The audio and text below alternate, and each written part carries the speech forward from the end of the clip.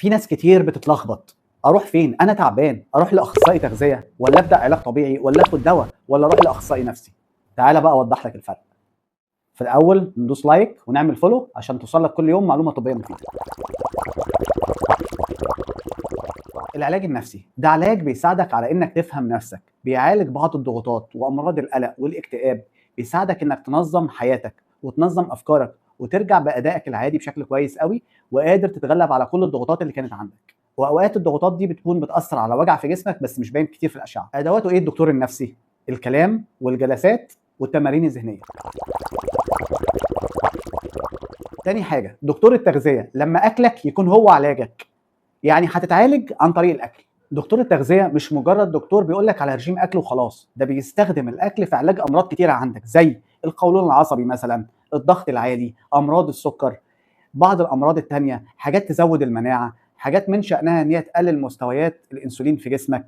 وبالتالي لما تاخد النظام ده وتمشي عليه يوم يحصل التوازن اللي احنا بندور عليه، ويوصل لمرحله ان انت تبقى قادر تاكتف حياتك بشكل طبيعي.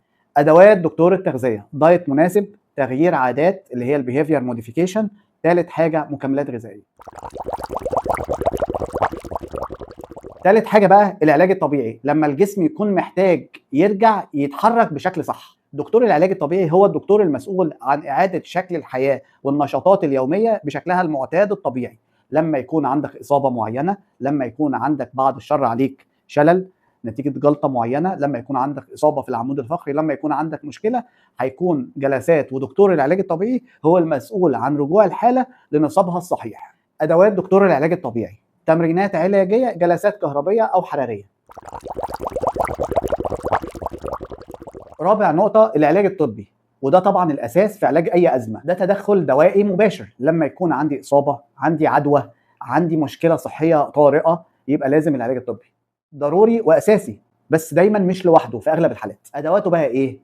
تحاليل، اشعه، تدخلات طبيه مباشره، جراحه مثلا. كل نوع علاج بيعالجك من زاويه، والمفتاح الحقيقي انك تعرف انت محتاج ايه وتمشي بخطه كامله عشان ما يبقاش علاجك بس ناقص.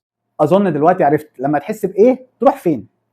دكتور محمد حسنين، استشاري التغذيه العلاجيه والعلاج الطبيعي.